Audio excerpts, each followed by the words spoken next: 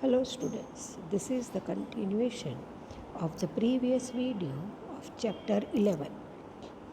So now open page number 88. Swami Ramananda. In the second half of the 14th century, Swami Ramananda proved to have made a very strong and noteworthy contribution to the Bhakti movement. He preached his ideals and belief in regional languages, which helped spread Vaishnava Bhakti. He propagated the main ideas of the scholars, adding his own inputs, if necessary, and spread the Bhakti revolution in North India. Kabir and Raidas were his followers. So Ramanand स्वामी ने noteworthy यानी जिसको आप importance दे सकते हैं ऐसा योगदान contribution किया है 14th सेंचुरी में। इन्होंने लोगों में ज्ञान फैलाया, अपने विचार थे वो भी लोकल लैंग्वेज जो लोग वहाँ पे बोलते थे वो भाषा में समझाया। इससे यह फ़ायदा हुआ कि लोगों को बहुत ही अच्छी तरह से वो समझ में आया। उन्होंने वैष्णव भक्ति के बारे में बताया। नॉर्थ इंडिया में उनके आइडियाज़ बहुत ज़्यादा फैले, समझदारी की बातें बहुत फैल गई, इनको पूजने लगे और नॉर्थ इंडिया में आपने सुना होगा कबीर और रामदास का नाम, वो भी इनके फॉलोवर्स बने। आगे नरसिंह मेहता। नरसिंह मेहता एक गुजराती फेमस पोएट है। The most renowned Gujarati poet is Narsinh Mehta, who was born in Nagar family. He spent time in the company of saints from his childhood days. Even though he got married, he had no attachment with his family. So ये नरसिंह मेहता ये Gujarati poet है जो बहुत famous है और वो एक नागर परिवार में उनका जन्म हुआ था। बचपन से ही साधुओं के साथ वो समय बिताते थे और उनकी शादी बचपन में ही करवाई गई, लेकिन फिर भी अपने परिवार से उनको अटैचमेंट नहीं हुआ। उनका जो भक्ति भाव में ही ज़्यादा रस था, इंटरेस्ट था और उसमें ज़्यादा समय वो बिताते थे। He was always engrossed in Krishna Bhakti. He was deeply affected when he saw people discriminating others on the basis of caste, color, creed, etc. He believed पकल पक्षी ध्य नहीं परमेश्वर समदृष्टि ने सर्व समान, that is where there is equality there is God. हमेशा ये कृष्ण भगवान को याद करते थे, कृष्ण भक्ति करते थे। ये बहुत दुखी हुए थे जब उन्होंने देखा कि लोग भेदभाव करते हैं जाति रंग के आधार पर। इन्होंने कहा कि किसी के साथ भी भेदभाव मत करो, हम सब एक समान हैं, सब इक्वल है। जहाँ पर समानता होती है वहाँ पर ही भगवान होते हैं। Using his own example, he proved a person having faith and devotion towards God can overcome all problems in life. His knowledge, devotional songs, and prabhatya deeply affected the Gujarati community. You must have heard of his devotional songs. तो अपने ही example दे के अपनी poems और songs में कहा कि अगर आपको भगवान पे भरोसा है, भगवान की भक्ति करते हैं तो किसी का भी बुरा नहीं करते, तो आप अपनी ज़िंदगी की सारी प्रॉब्लम आसानी से फेस करेंगे और वो प्रॉब्लम सॉल्व कर सकते हैं।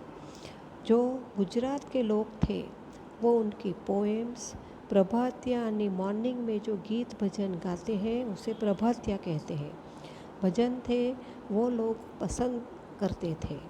आपने ये नीचे दिया हुआ जो सॉन्ग है वो भी आपने सुना ही होगा। वैष्णव जन तो तेने रे कहिए, जे पीर पराई जाने रे, पर दुखे उपकार करे तोए, मन अभिमान न आने रे। तो भगवान के भक्त तो उसे ही कहते हैं जो दूसरों की प्रॉब्लम समझे और दूसरों को दुख में हेल्प करें और उसे समझते हैं और उनके अंदर ये हेल्प करने की मदद करने के बाद भी अभिमान घमंड नहीं आता और अच्छे लोग वही होते हैं। Now page number 89। Kabir. There is no accurate information about Kabir and his family. However, through word of mouth, this is all the information obtained about him. He had a pleasing personality. He was married and worked as a weaver. He was not educated himself, but understood everything about religion and sect from the discussion with saint and hermit.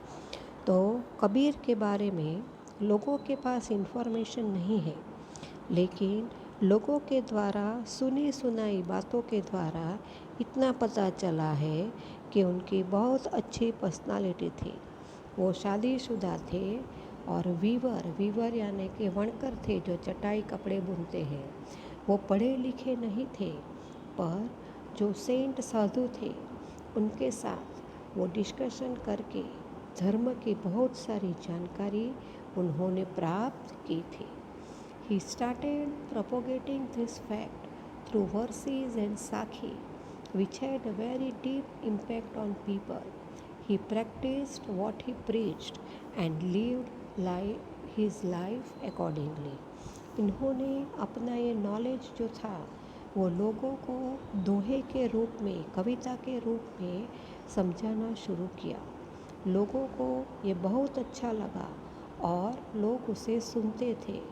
ये जो बताते थे लोगों को वो अपनी life में खुद करते थे, इसीलिए वो बहुत सुखी और संतुष्ट, सेटिस्फाइड लगते थे। According to him, there is only one supreme being who is known by different names like Saheb, Allah, Khuda, Ram, Rahim, Govind, Brahma etcetera. और इनके हिसाब से भगवान जो है वो एक ही है, जिनको हम अलग अलग नाम से पुकारते हैं, अलग अलग नाम से जानते हैं, जैसे अल्लाह, Khuda, Ram, Rahim, Govind.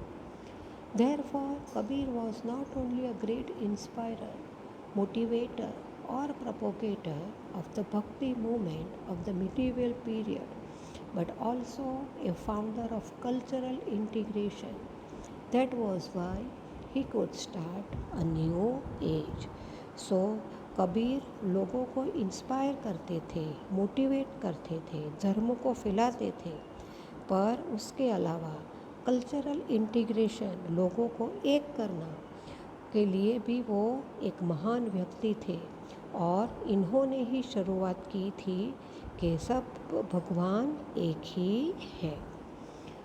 Next is Raidas. Raidas was born in Kashi. His father's name was Raghu and mother's name was Dhruvinya. He was benevolent and kind from his childhood days. He would always help others selflessly, and that became his regular practice. He treated everyone equally.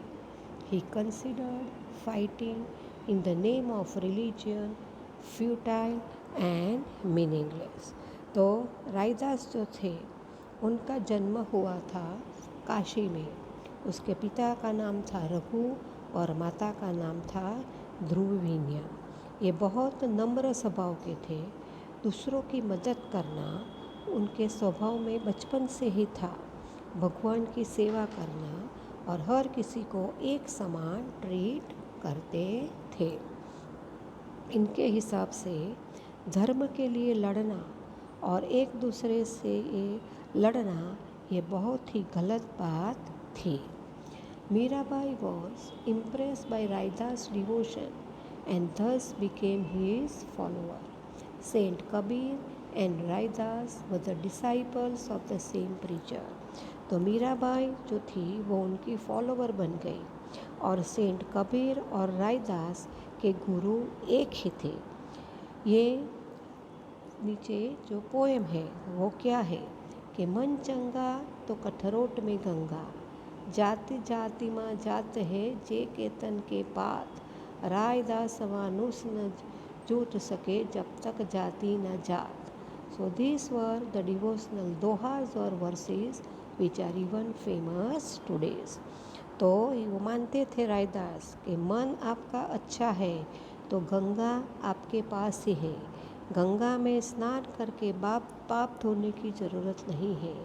इंसान सबसे ऊपर होता है. जात पात के भेदभाव नहीं करने चाहिए. और ये सब आज भी उनके दोहे हैं. ऐसे सब वो बहुत ही ફેમસ है. બધામાં હરિ છે અને બધા હરિનામમાં છે.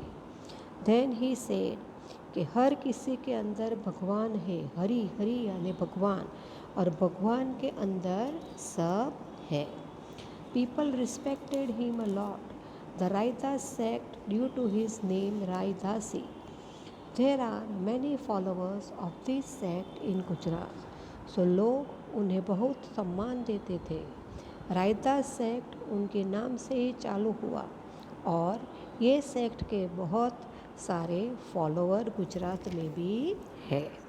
Now turn your page number 9090. Tukaram. भक्त Pundarik established the devotion of Vithalnath Vithoba in Maharashtra in the 11th century. After that, from the 13th to 16th century, the above mentioned devotees propagated the Bhakti movement in Maharashtra. So भक्ति movement जो थी वो भक्त पुंडरीक जो थे उन्होंने establish किया महाराष्ट्र में 11th सेंचुरी में. और तुकाराम बहुत इम्पोर्टेंट व्यक्ति थे भक्ति मूवमेंट फैलाने के लिए. There were many saints and poets in Maharashtra between the 13th and 17th century who wrote many songs that inspire people even today. The most famous among them was Tukaram, who was appreciated by the people for his devotion. बहुत सारे संत और कवि थे महाराष्ट्र में between 13th and 17th century में जिन्होंने बहुत सारे भक्ति गीत लिखे जिससे लोग इंस्पायर हुए, प्रभावित हुए. उनमें से एक बहुत फेमस थे, वो थे तुकाराम, जिनको लोगों ने उनकी भक्ति के लिए बहुत अप्रिशिएट किया. वो पूछते थे, पसंद करते थे. All these saints opposed rites and rituals, superficial piousness and caste distinction. They also believe that a person can worship God without renouncing the world. One must help the needy and serve them, as a real devotion is to solve the problems of the needy. He gave humanism a whole new meaning. जो भी संत उस समय आए थे उन्होंने रीति रिवाज होते हैं, झूठे धर्म की बातें, कास्ट डिस्टिंक्शन की बातें, ये सब के लिए मना किया कि ऐसा सब कुछ नहीं होना चाहिए. कोई भी इंसान कभी भी कहीं भी भगवान को याद कर सकता है. उसमें ज़रूरी नहीं है कि मंदिर में जाकर मूर्ति के सामने बैठकर ही भगवान का नाम ले सकते हैं. ये सब बातें इन्होंने लोगों को बताई. अगर आपको सच में भक्ति करनी है, मुक्ति पानी है, तो लोगों की सेवा करो, ना कि सिर्फ मूर्तियों की पूजा करो. जो ज़रूरतमंद है, तकलीफ़ में है, उसकी मदद करोगे तो भगवान और ज़्यादा खुश होंगे और आपको मदद करेंगे. उन्होंने ह्यूमैनिज़म यानी इंसानियत को एक नया ही अर्थ दे दिया. So students, here we have completed chapter number 11. For homework, you have to write the answers of this chapter in your workbook.